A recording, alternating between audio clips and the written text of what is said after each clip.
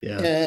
And I'm amazed by that because, to go back to what you had asked me in the beginning is, how did you go from conventional dentist coming out of dental school down this long rabbit hole? Because when I started to see how important it was to regulate the mouth, and the leading biologic medical doctor, the guy who wrote the textbook on biologic medicine, Thomas Rao, he wouldn't even look at you for any systemic Hmm. issue unless you dealt with the mouth.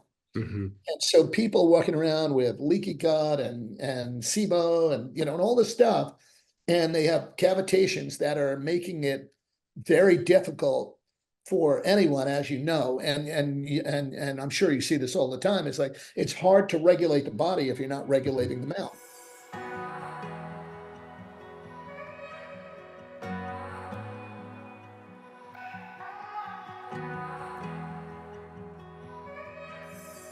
Dr. Gerry, my friend, it's happening. The time has come. You're on the podcast. How are you? We're finally on. If people knew what it took for this conversation to happen, I've been waiting I know. desperately. Uh, so take people back. I mean, you have such illustrious career. You've been in the industry for 40 years. You're conventionally trained in dentistry, but you took a path that not all doctors of dentistry take. What was the reasoning for that? What was the calling, or what did you see in the industry that you didn't like and you wanted to do something different? Yeah, that's a great question. I graduated NYU College of Dentistry in 1983. I feel like I said I was like Doogie Howser. I was 10 years old.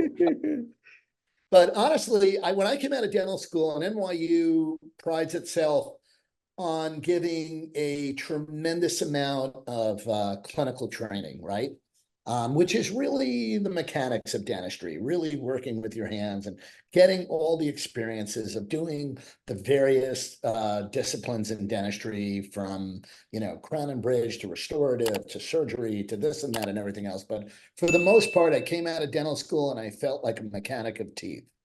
There were things that didn't resonate with me back in 1983 that I already knew I would never do. Like, for example, dental amalgam, 50%, 51 to 52% mercury, amalgam fillings being done without any protective equipment, taking them out and all this stuff.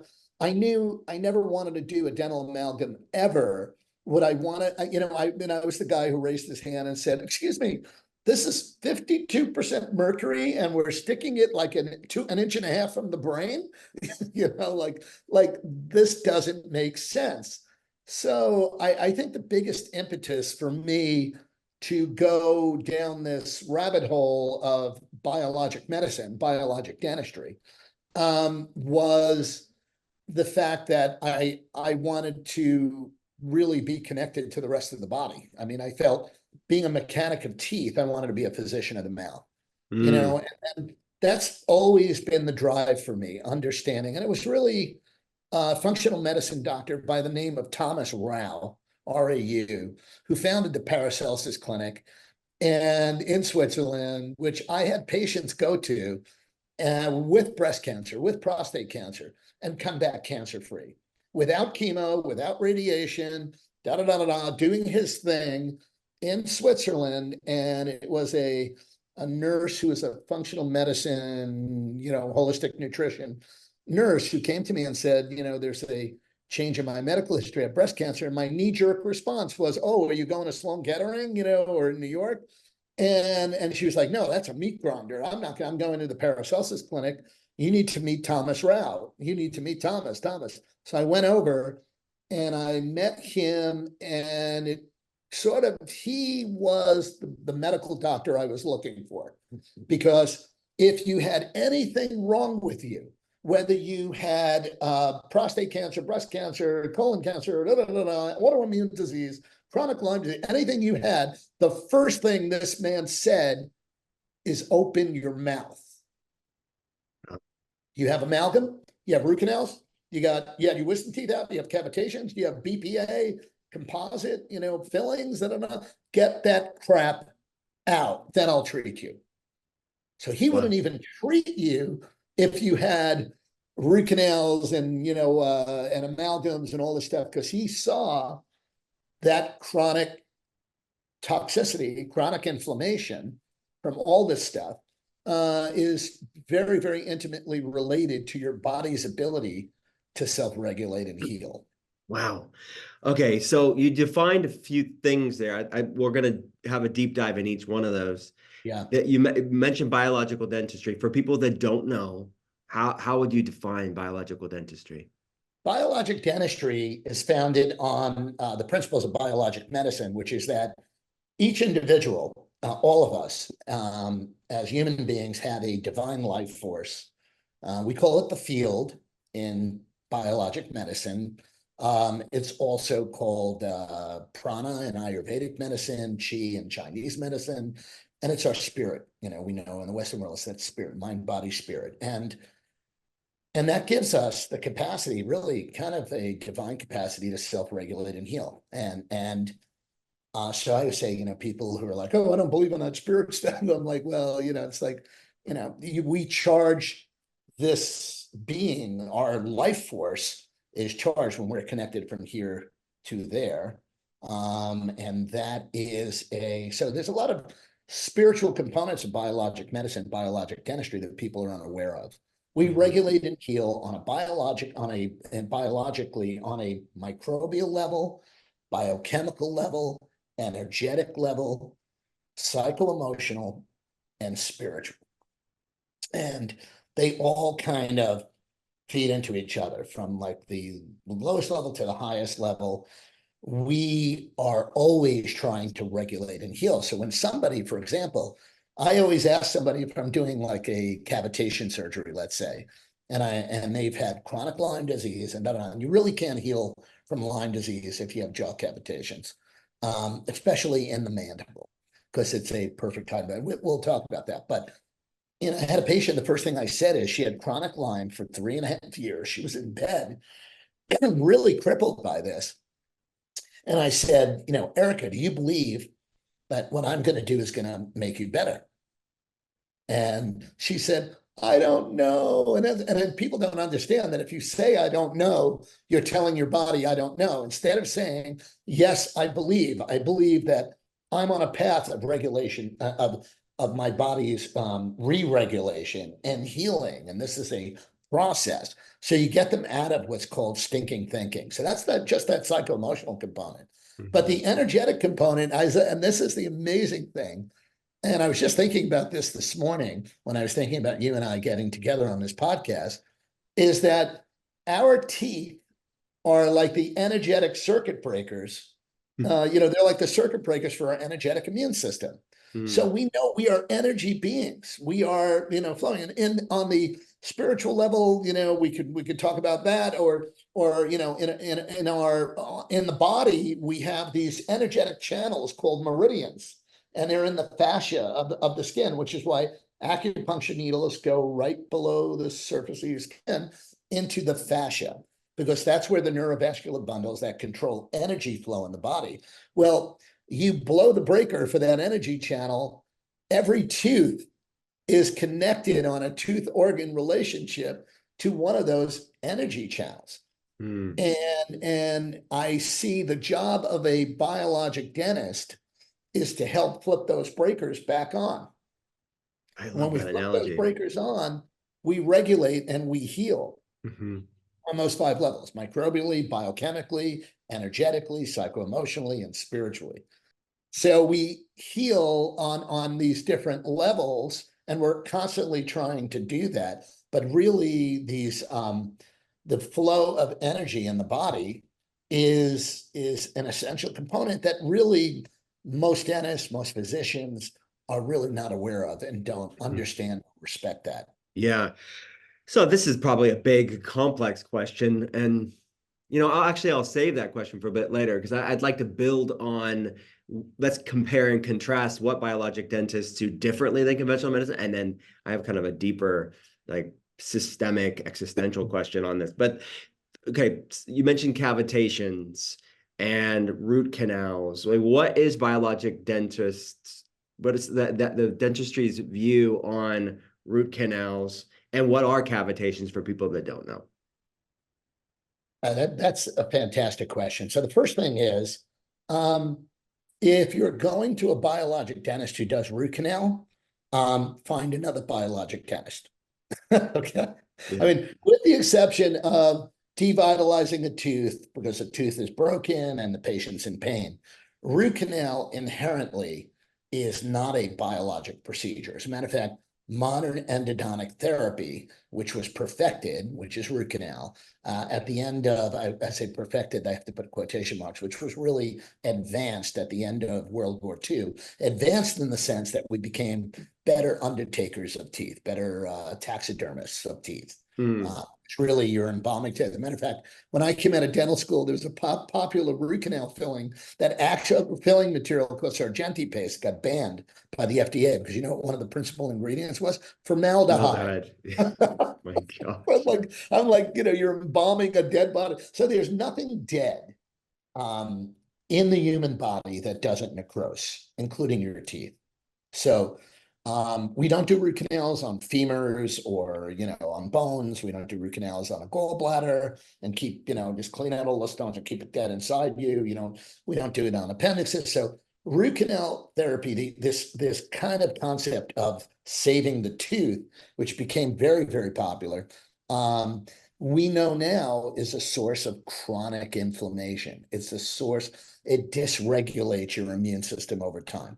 100%, there was a study, 100% of endodontically treated teeth produce endotoxins. What are endotoxins? Bacteria and bacterial byproducts that are a source of chronic inflammation. And chronic inflammation is really debilitating to the whole body. So my stance on endodontic therapy, on root canal, has been time to move on. Let's talk about, stem cells and regenerating teeth.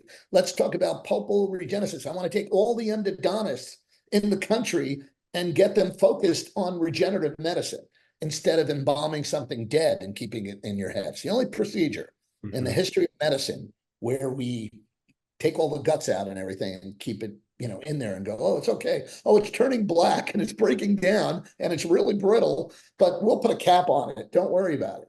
So, with that said, I always take a very balanced approach when I see a patient. I do a lot of virtual consults like you. Patients can get a cone beam and everything, and I can, I do consults with people all over the world, looking at the root causes, looking at sources of toxicity and inflammation in the mouth. And whether it's a upper airway resistance or, obstructive sleep apnea because of a narrow arch, high palate, tongue tie, that kind of thing, or it's root canal, or it's amalgams, or it is this other source of toxicity and inflammation called a cavitation. That's a made up word, by the way. It was an orthopedic surgeon, 1931, came up with the word cavitation, looking for a word. Cavity refers to a hole in the tooth. Cavitation is a hole in the jaw. We know that hole in the jaw that happens, for example, when a wisdom tooth is removed. We used to think, oh yeah, the gums grow over and the bone fills in and everything's groovy. And now we know, whoa, wait a minute. There's a lot of reasons. 86% of people who have their wisdom teeth out may have a jaw cavitation. I had a patient come to me being treated and suffering from chronic mold exposure. And I did a 3D cone beam, and whoa, in her lower right molar, third molar, wisdom tooth area, this huge jaw cavitation, huge. And that is a perfect repository for all kinds. I call it the petri dish for pathogens. Lyme spirochetes, candida, mold, parasites, even heavy metals, Epstein-Barr virus, viruses, all kinds of things that harbor in these areas where there isn't a good blood supply. That's why they're there. Because if there wasn't good blood supply, they'd clean up and the bone would continue growing. But it's this dead area of bone where there isn't a good blood supply, but it's warm, it's dark, and it's moist. So it's perfect petri dish for pathogens. Got it. So you mentioned a few different therapies that a biologic dentist would do instead of a root canal? So let's just say somebody going to a conventional dentist, they're being recommended to do a root canal. What would you do instead? Yeah, because the interesting thing is that, and the part that gets me crazy is that a patient has a root canal done. It costs about the same as a dental implant. Um, and they have something dead that's breaking down, whereas a zirconia dental implant. Now, what's interesting is root canals were being taken out for years and metal implants are being put in, right? They're called titanium implants. Huge industry. The guy that started this, Per Ingvar Brannemark, found that he was a hematologist in Sweden and he was doing bone marrow studies and he stuck these little metal cylinders made of titanium in the femurs of rabbits and calves and then they tried to get them out and he saw like, wow, the bone just grew around it. And so he said, well, if the bone is growing around it, maybe it'll be good. We'll put it in the jaw and a bone will grow around it. What they weren't looking at was what type of bone grows around a metal implant, a titanium implant. It's called sclerotic bone. It doesn't have a good blood supply. It is an inflammatory response because the metal is inflammatory. So again, you have this endotoxin production from root canals and from metal implants. You have endotoxin production with bacteria and bacterial byproducts. So we see this. And for those who are listening and have metal implants, it doesn't mean you run and get your implant out. Also, you don't run and get your root canal out unless with a 3D cone beam, which I can read and inform you whether or not there is cavitation formation. And if there's cavitation formation, you got to get it out. Got it. You met the 3D cone beam. How would somebody get that? Most dentists, most oral surgeons have that machine. And by the way, that's the machine that changed everything because we can see 3D. So for example, just with a jaw cavitation, right? You had wisdom tooth out, we could never see them because you have thick cortical bone of the mandible here on the outside and on the inside, and where my head is the cavitation. So this superimposed made it difficult to see. Now we can see 3D and it's like, oh my, holy mackerel. This is really, I mean, I would love to, maybe sometime we would do maybe a separate program just talking about cavitations and showing people the cone beam and what we look for and what we see and that kind of thing. Because this is so critical. Because what is the third molar? What meridian is the third molar on? Small intestine, gut. They're gonna have gut feelings, right? Which you are so good at. And I love that too, because gut feelings is that's really your brain. And you're not going to feel good if you have a cavitation because it's going to dysregulate the meridian that helps your gut regulate. So and I always say, what does that mean, the meridians? Think of it like this. You remember the TV show Star Trek? Oh, yeah. And you have the prize, and you have the Klingons. And the Klingons could be a cancer cell. Klingons are firing a missile. Bing, it could be a cancer cell. Could be a virus. Could be anything, right? They're firing a missile. When the shields are up, the Enterprise is totally cool. When the shields are down, and Kirk is saying, Scotty, we need more, get the shields up. And, he's saying, it won't hold, Captain. It won't hold. The reality is that if the shields are down, you're going to take a hit. And when you take a hit, sometimes that hit you could shake off. Sometimes that hit is a disastrous hit. And that's a tumor, a cancer. So we always want to understand that having the shields up, for example, a lot of women that have had root canals on upper molars, that the upper first and second molars is Grand Central Station for energy pathways. It's on the breast. So we saw a friend of mine, Stuart Nunnally, wonderful biologic doctor. He found that he did a meta-analysis of women with breast cancer, and he found like something like 80–90% of them had a tumor, breast cancer, on the same side that they had the upper molar root canal. So the first thing that I would say, as a matter of fact, 3 months ago or 4 months ago, a woman came into my office, and normally they'll get a workup and they'll get records and all that. This woman came in and they put her 3D cone beam happened to be up on a big screen in my conference room. And I was just walking in there and I looked, and she was just coming out from having the cone beam done. It had just been developed, it just came up. She had a giant infection around the root canal on the upper right, that had eaten into her sinus. And on the other side, it just had a big cyst around it. So I said to her, I said, "Do you have any problems with your breast?" And God's honest truth, she looked at me like a deer in the headlights, and she said, "I just had a double mastectomy 2 months ago." Wow. And she said, I said, what was it? They found a malignancy on the right side. That was the one that had blown into the sinus. And she said, I said, "Any problem on the left side?" She said, "Yeah, it was cystic breast disease." So she was getting like lots of cysts and things. So here you have an interesting correlation between teeth and the body, which is why I did the book, the mouth body connection, because people didn't even understand, like, well, how does an infection in a tooth affect? Because we're energy beings.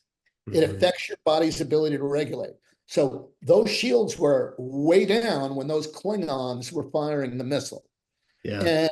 And I'm amazed by that, because, to go back to what you had asked me in the beginning is, how did you go from conventional dentist coming out of dental school down this long rabbit hole? Because when I started to see how important it was to regulate the mouth, and the leading biologic medical doctor, the guy who wrote the textbook on biologic medicine, Thomas Rao, he wouldn't even look at you for any systemic issue unless you dealt with the mouth. And so people walking around with leaky gut and SIBO and all this stuff, and they have cavitations that are making it very difficult for anyone, as you know, and I'm sure you see this all the time. It's like, it's hard to regulate the body if you're not regulating the mouth. Yeah. And just to give people that context, I mean, doing what I do, we are intimately working with biological dentists like you, and you're the top of the top, that because it's so interconnected. I mean, the oral microbiome, which we'll talk about today, is the other end of the gut microbiome. So we have to deal with both sides of that coin. Okay, so let's say there are cavitations. There is erosion in the bone. What's that look like? What procedure to heal from that look like?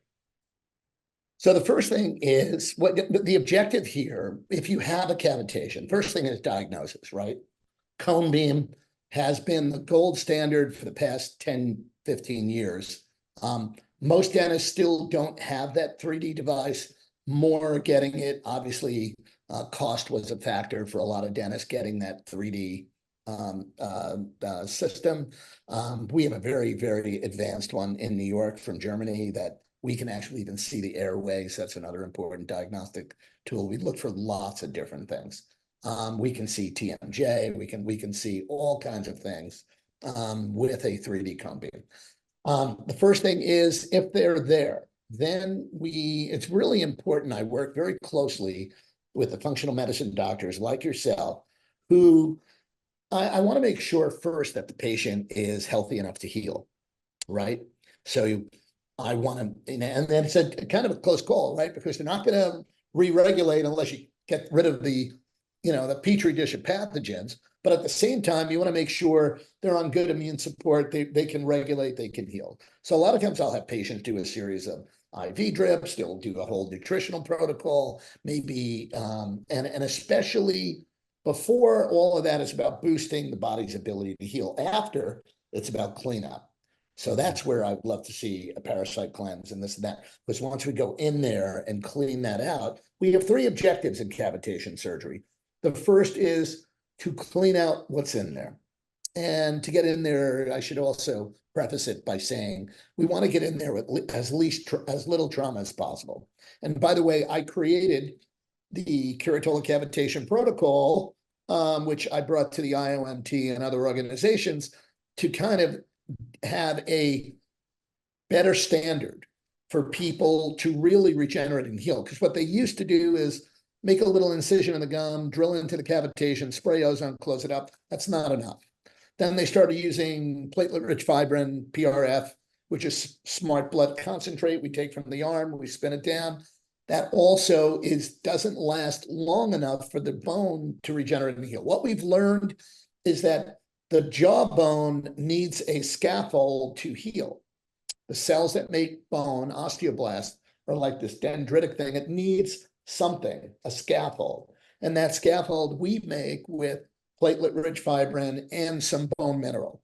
All of that gets resorbed by osteoclasts, which are the cells that this whole remodeling process, and the osteoblasts make new bone, and voila, you have a healed jaw cavity. So the objective is threefold: clean it out, disinfect, thoroughly. I use a laser, ozone, and I actually use some of these remedies, isopathic antibiotic remedies from Germany called the Sanum remedies, which are very effective as well. The second thing is we want to get blood to the area. We want to get blood supply. Ozone is great for that, by the way. Ozone disinfects, it also brings blood. Laser is good for that. We want to see rich red blood. By the way, when I open a cavitation, I do a pathology sample. And then I start disinfecting, and then I make sure we got the blood. So we want to disinfect, get a good blood supply, and then we want to create a really rich regenerative matrix for the bone to heal. And that's where we use the platelet-rich fibrin, the bone mineral, we close it up. And I usually do a follow-up with the patient about 6 months later. Got it. But there are patients, it is amazing, Will. We get in there and clean this thing out. And people have had chronic rheumatoid arthritis, for example. And the next thing you know, they're like, they're walking without a cane and without a walker and everything. The body wants to regulate. Did I do anything so special? No. All I did was assist the body's ability to heal itself. Doctors don't heal you. You heal you. Yeah. You removed the interference and allowed the body to regenerate. Exactly. Yeah. We kind of touched on this oral microbiome. What's the latest science in the oral microbiome? What's kind of the most cutting edge stuff that you're seeing?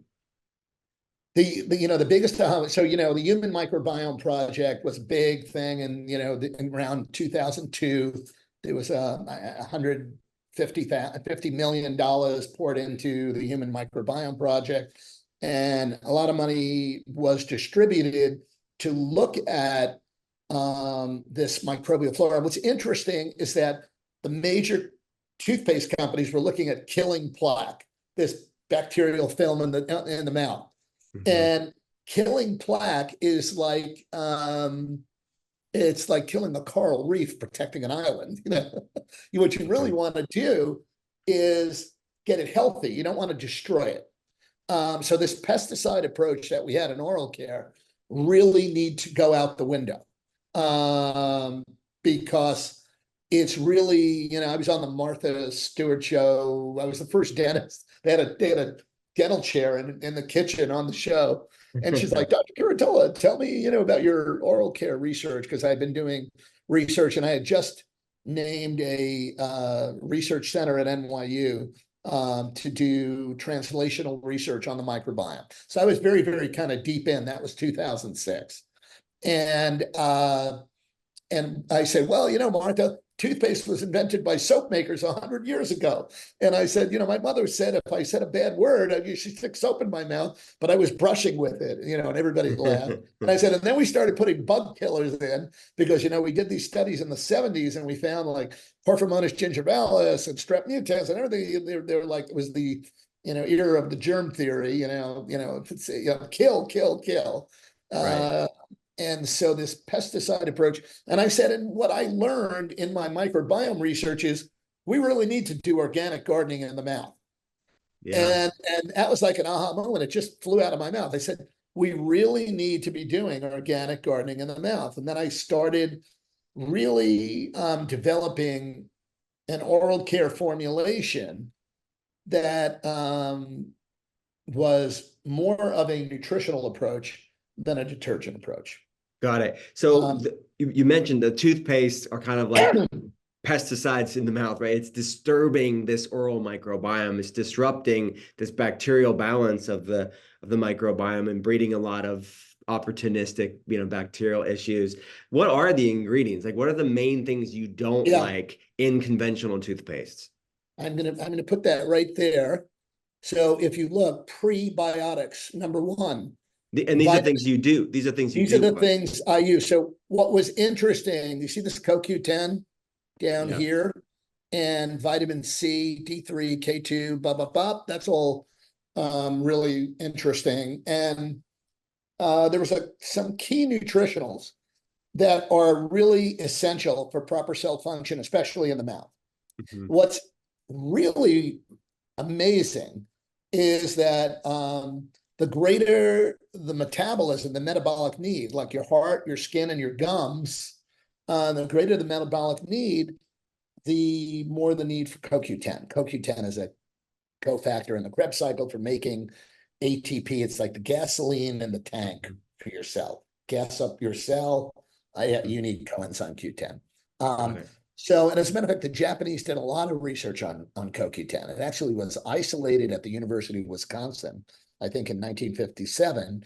And then it went through this thing. But by the 80s, and 90s, I was getting hip to CoQ10.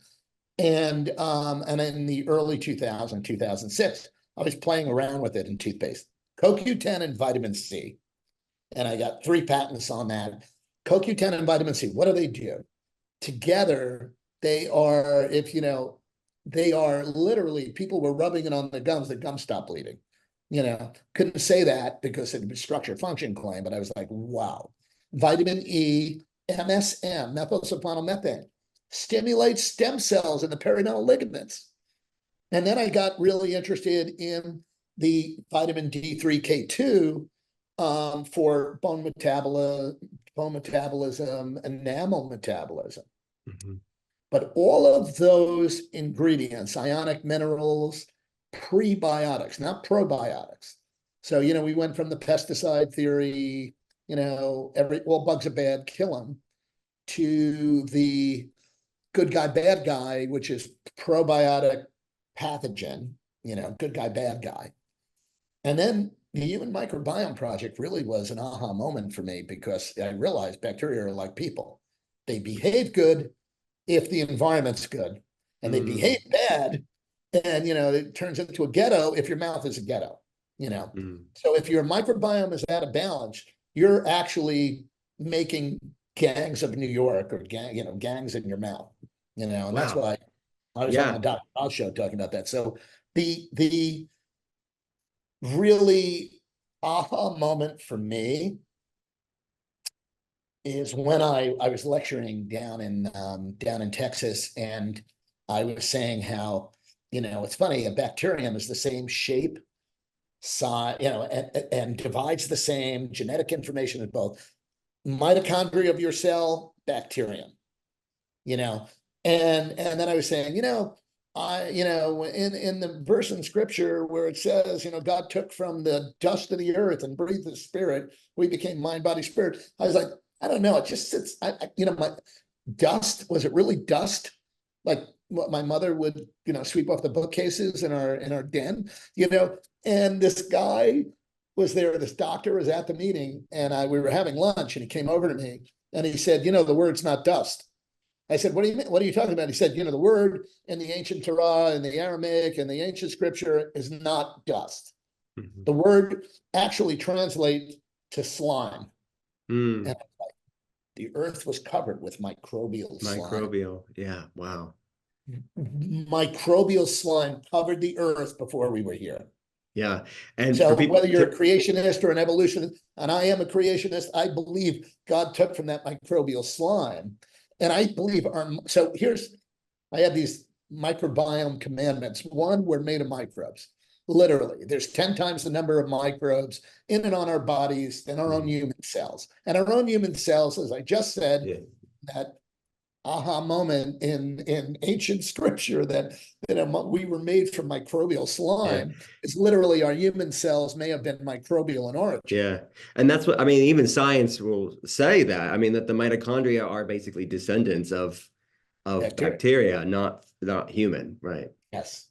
And even like, when they say they found bacteria on Mars, or they found, microbes on Mars and things like that, you realize that there is this fascinating connection we have to the cosmos through our microbes. Mhm. So, one, we're made of microbes. Two, the microbes run us, we don't run them. So we used to think like we run them, and then it's like, whoa, wait a minute. Now we have vancomycin resistant bacteria.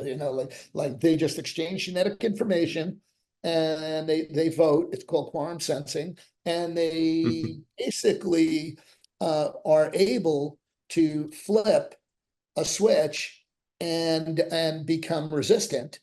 And so if we go to war with our microbes, we lose. Yeah. And then so my mantra is, to be healthy, we need to make peace with our microbes. And Yeah. that's why when you look at, I have a father-in-law, Will, who is turning 98 in October, and the guy like still can golf, and he gave up his car just recently because it's like it's an intellectual decision. But he is funny as anything. He's online. He's super cool. What does he have the first thing in the morning? He drinks sauerkraut juice, a little bit of sauerkraut juice, which I'm like, ugh. But what is sauerkraut juice loaded with? Probiotics. Huge probiotics. Yeah.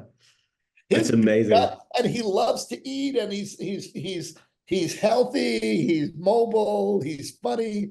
Really, really interesting to see that if we make peace with our microbes, we live a Yeah. lot. And you think can really look at what's happening on a micro and a macro level of how the way we're living our world today, we're really at war, unintentionally or intentionally, with microbes, right? We villainize them and we abuse them. What's going on in the soil microbiome and the oral microbiome and the gut microbiome, of all of which it's intimately connected. Yeah. Let So me give you what? a perfect example, by the Yeah, way. There is a study that just came out from the Cleveland Clinic on some of the sugar alcohols. So the sugar alcohols, very xylitol. interesting. And it, I had said to you, I said there's the good, the bad, and the ugly, in the microbial, in the microbiome, microbiome or oral care product land.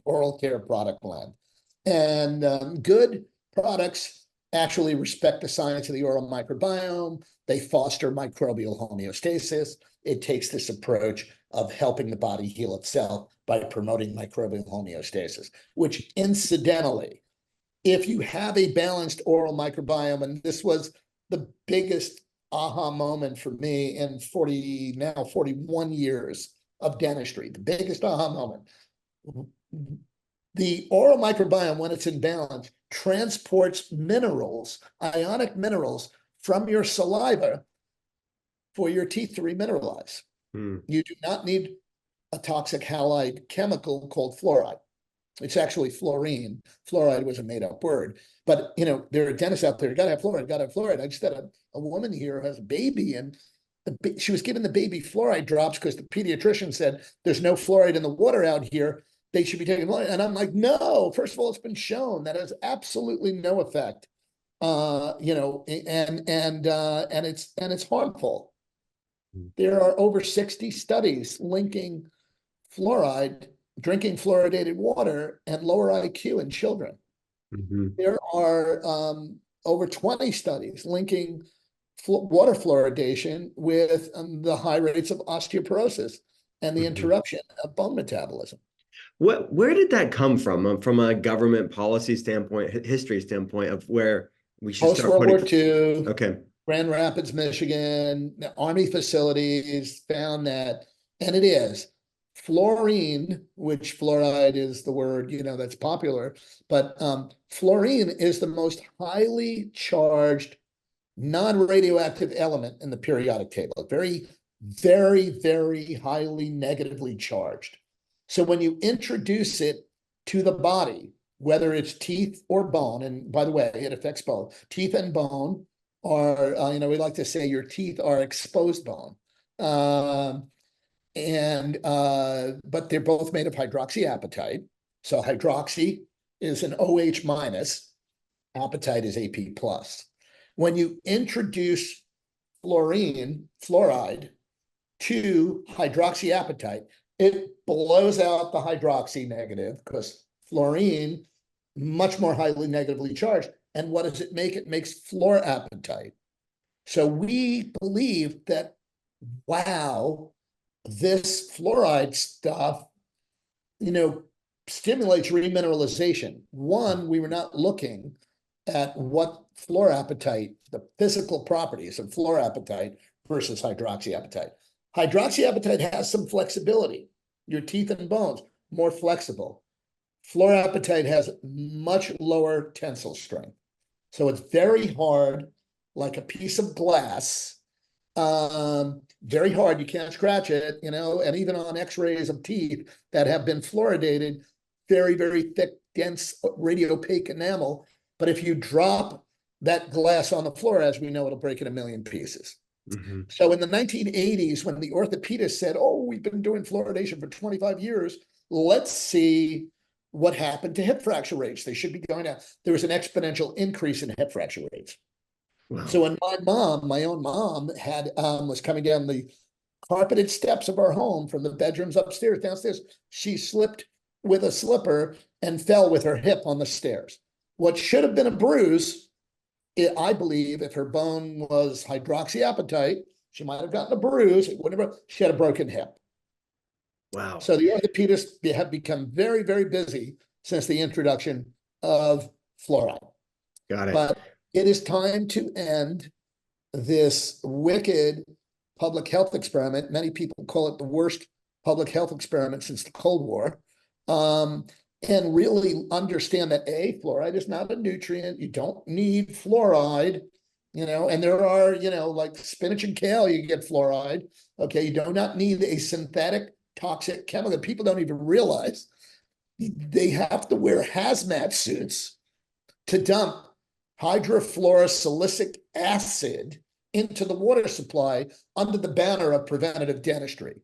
And by the way, there are fluoridated communities in the United States with higher rates of decay than non-fluoridated, like New Hampshire, fluoridated, very low decay. Western Europe, 95% of Western Europe, no fluoridation.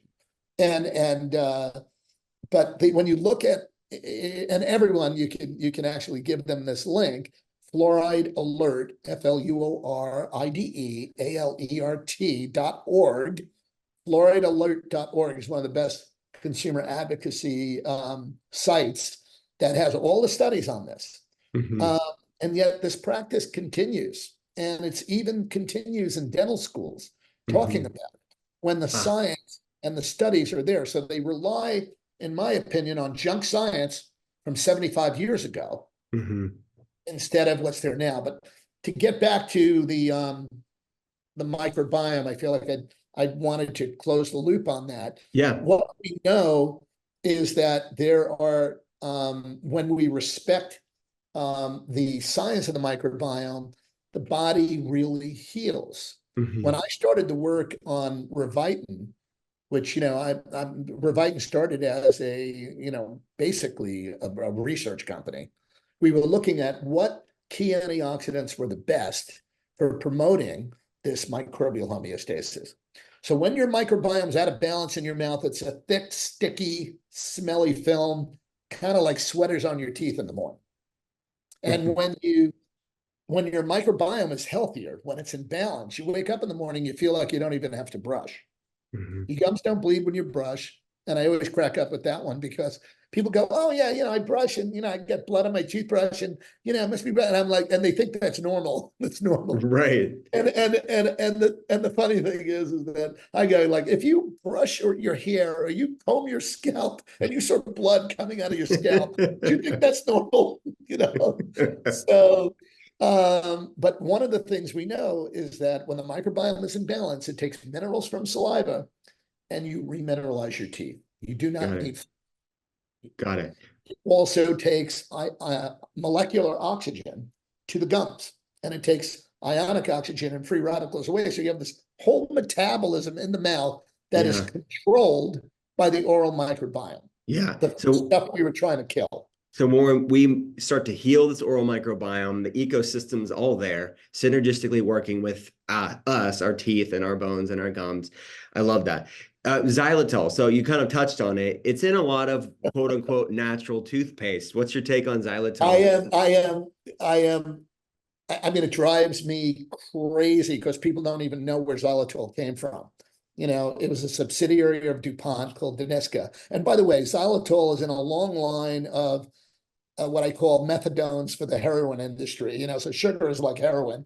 I think it was Eric Clapton said sugar was more addictive than heroin and or cocaine.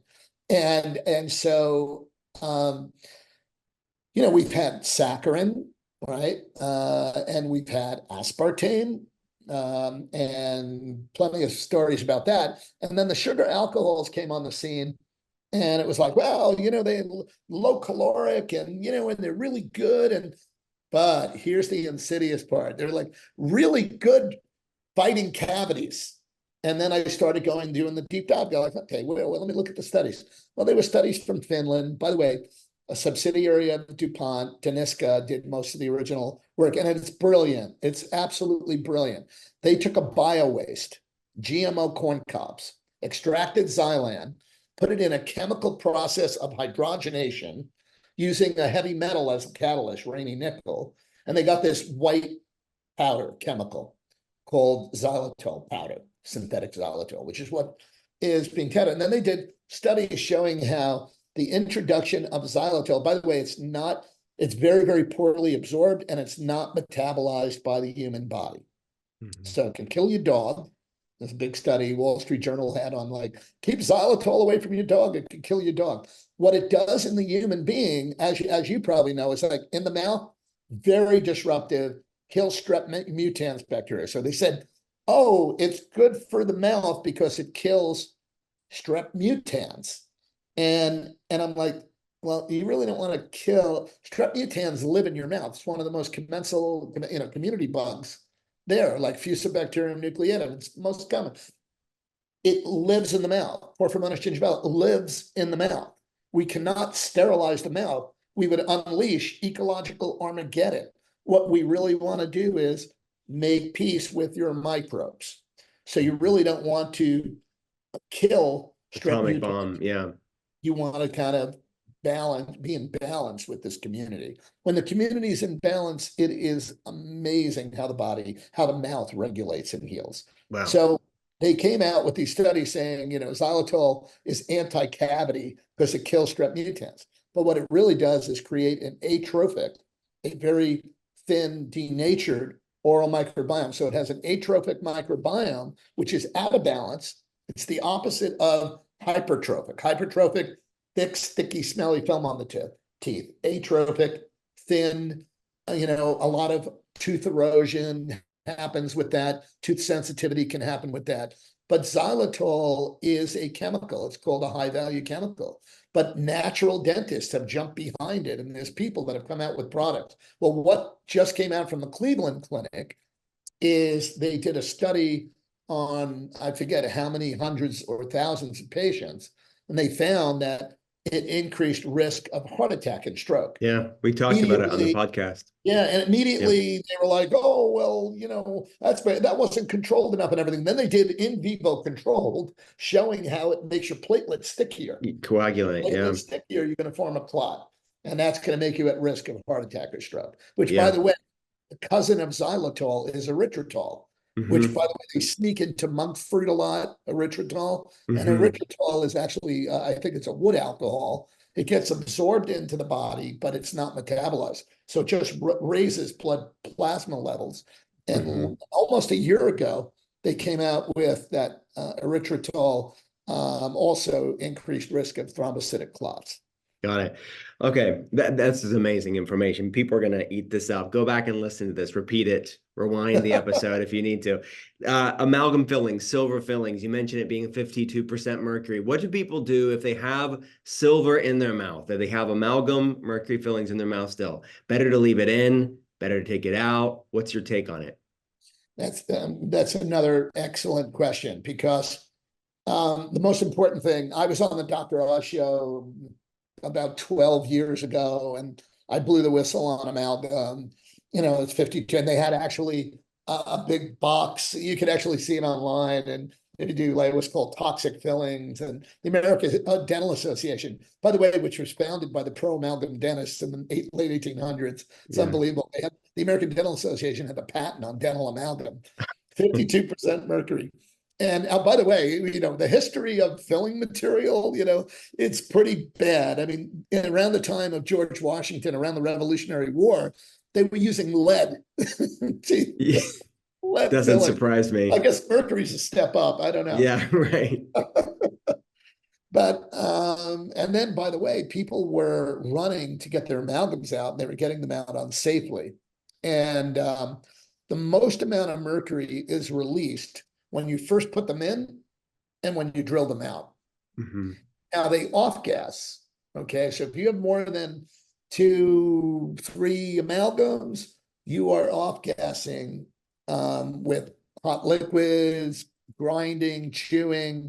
You're off gassing, and you'll see if we take a picture close up of the filling, it almost Yeah. looks like it has little holes, like it's almost a patina where mercury is percolating out. Sometimes you'll see the whole tooth turning black. That's the mercury going into the dental tubules. So mercury, not a good thing. And to be honest with you, for the first 15 years that I came out of practice, I never placed one amalgam. But what was I doing that I was unaware of? I was taking them out unsafely. Hmm. And I started to have brain fog and irritability, and then I couldn't remember more than 3 digits of a telephone number. Somebody would say 324-655-7, and I'd go 324, and then it was like blank, 7-5, it was scary. But that wasn't the worst part. The worst part was when I woke up and I had a tremor in my hand. And I was like, my career's over. I have a brain tumor.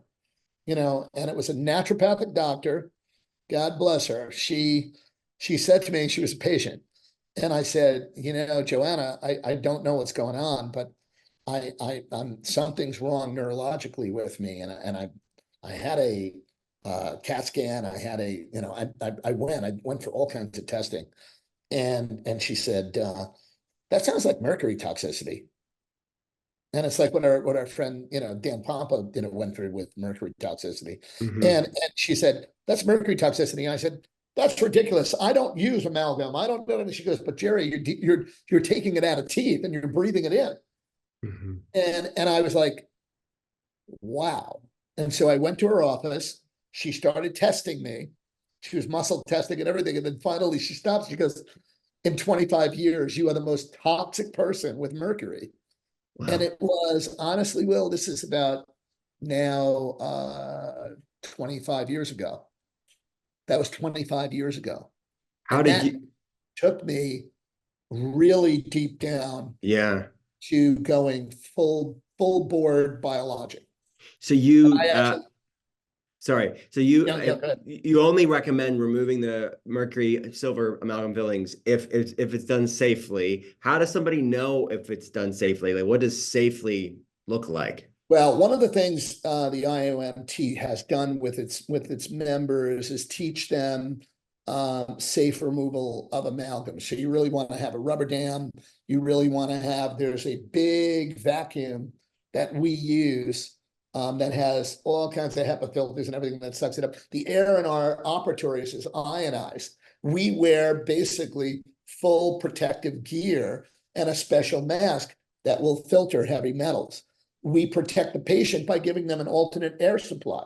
So we Hmm. give them many times oxygen or even just regular air, Hmm. compressed air that as long as they're not breathing what's in the room.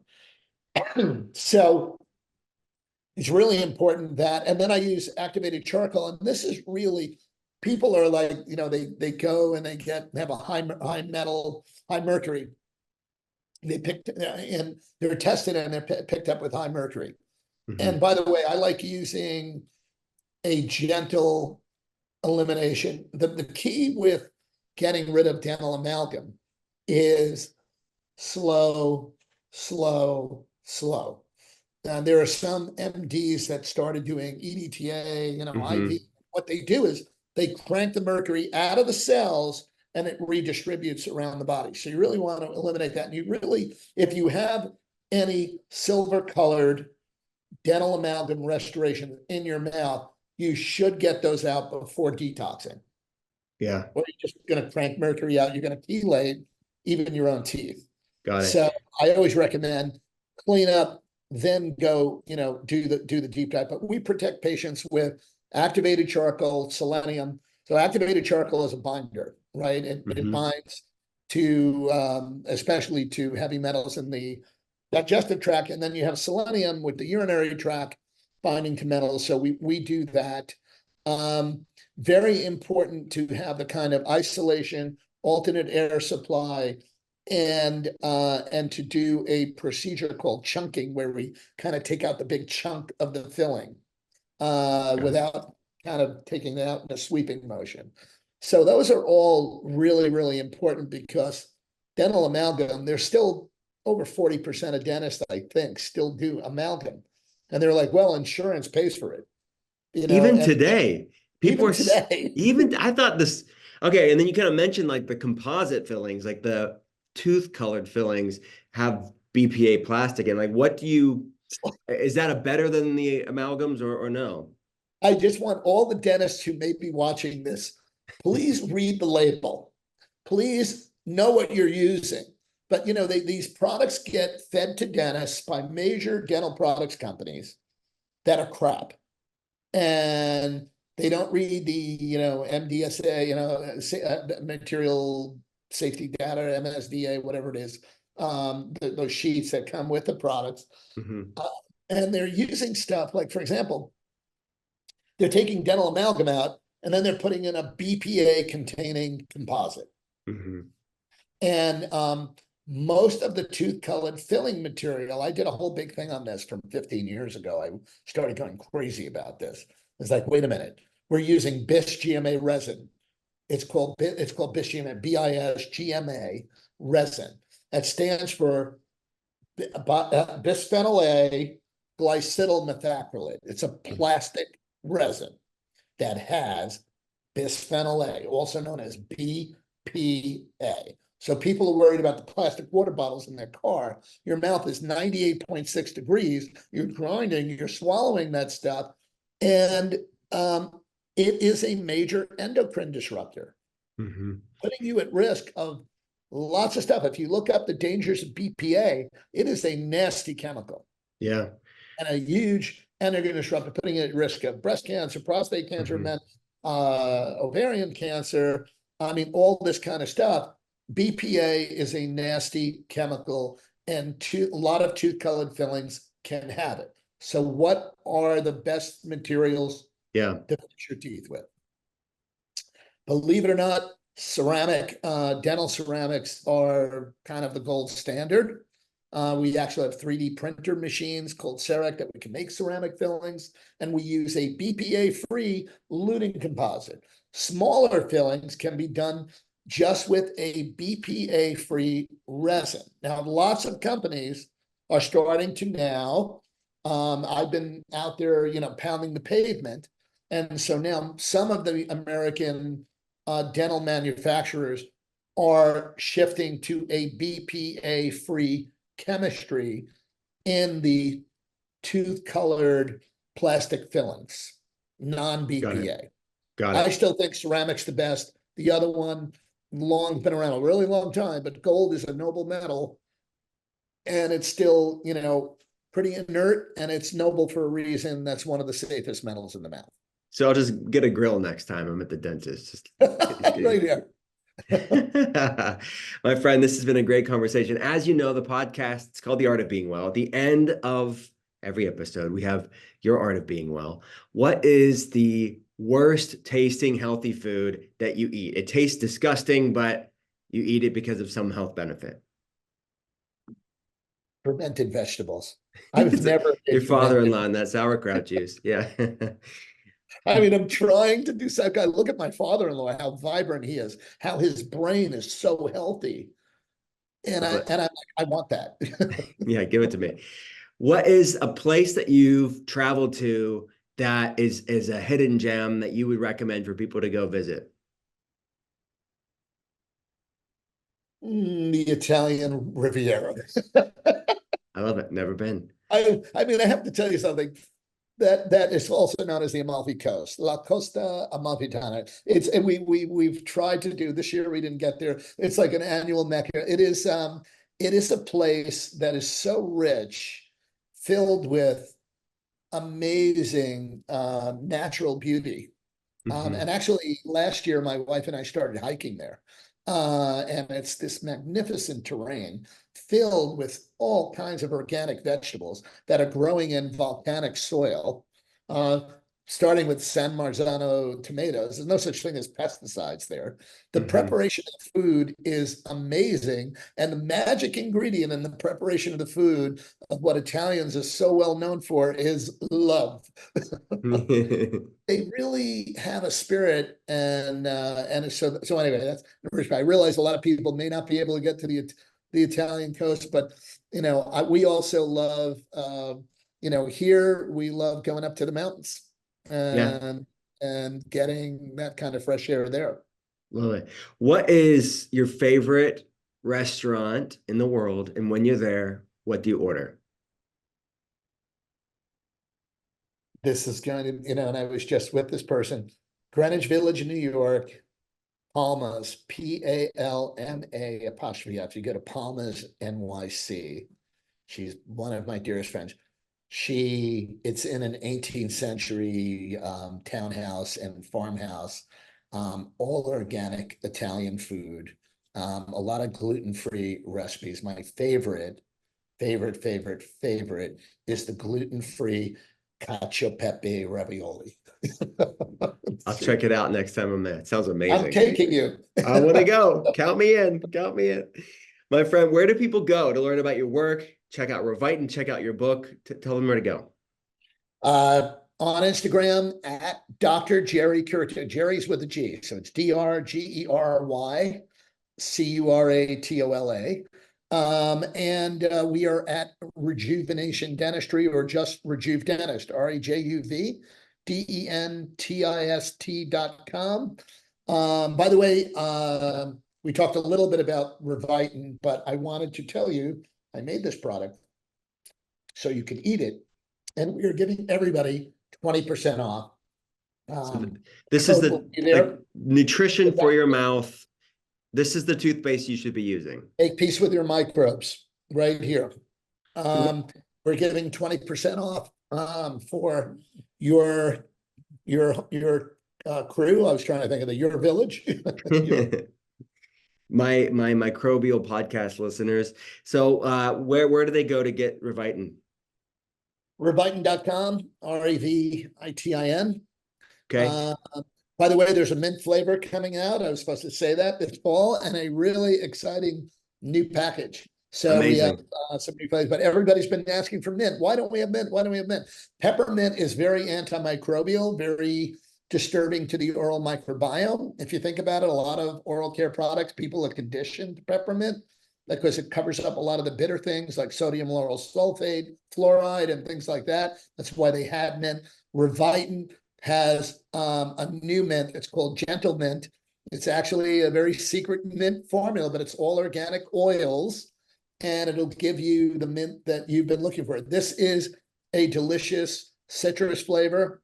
And like I said, one of the biggest things is when toothpaste had a poison warning in 1998, I wanted to make sure I had a product that kids could swallow. So it's safe for children from any age, and you can eat it.